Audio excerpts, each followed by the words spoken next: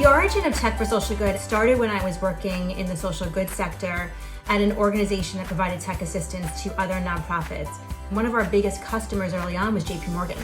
And at JPMorgan, I was able to get them deeper and deeper involved, and then suddenly said, what if I did this from the other side? We came in, and 10 years ago, we really started changing the way we talk about how can you engage your employees in social good in meaningful ways that's really not just window dressing, but that's really making impact across organizations and their ability to serve their constituents. In terms of the ethos of Tech for Social Good, I feel, and many of my colleagues feel, that we have an obligation in the corporate world to help the social sector leverage technology in the way that the corporate world can. Increasingly, it's important that the social sector gains the support from the commercial world, not from a financial perspective, because of the skills gap. We are leveraging technology more and more in the corporate world. It's really important that we make sure the social organizations can continue to benefit from that as well. So the process of choosing the social good organizations that we work with has truly evolved over time.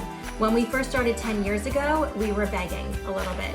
We have flipped that over the last many years to really being like, we have the opportunity to be a lot more thoughtful and be able to filter organizations that are really going to benefit the best from our services. So one organization we worked with was an organization based in the UK that focuses on disaster relief.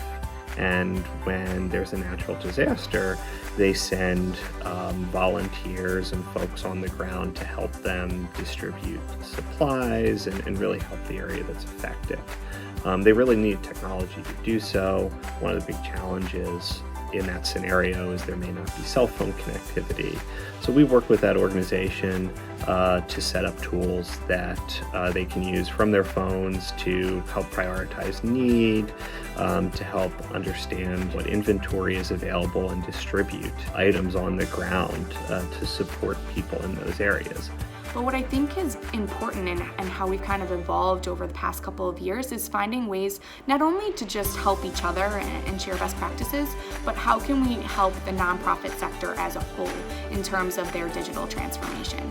And so we've really been focused on finding ways that we can build programming together that will help move the needle in terms of nonprofit technology adoption. And so are there ways that we can collaborate together across the industry to provide resources and programming that's really going to help these nonprofits adopt technology, further their missions, and help their communities even further? We don't look at Tech for Social Good as a competitive advantage. We look at it as it's a right and we need to do it. It's expected of us because we want to give back. There's a famous quote that I love to say about Mother Teresa, and she says, I cannot change the world, but I can cast a stone and create ripples. So that's what we're doing. We're creating ripples, and when you think about the collaboration, the more we collaborate, the more ripples we'll create, the more people will get engaged.